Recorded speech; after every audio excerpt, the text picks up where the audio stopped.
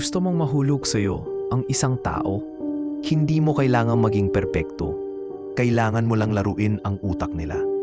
Lahat tayo may gustong tao na parang imposible tayong mapansin.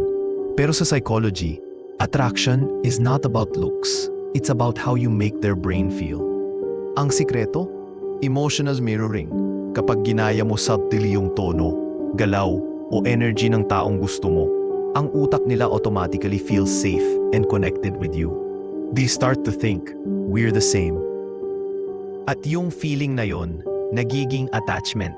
Pero tandaan, this trick can backfire. Kasi once you fake emotions too long, ikaw mismo ang mahuhulog sa illusion na ginawa mo. Gusto mo pa ng ganitong dark psychology secrets? Like this video and comment hooked kung gusto mong matutunan kung paano mo rin makokontrol ang attraction ng isip ng tao.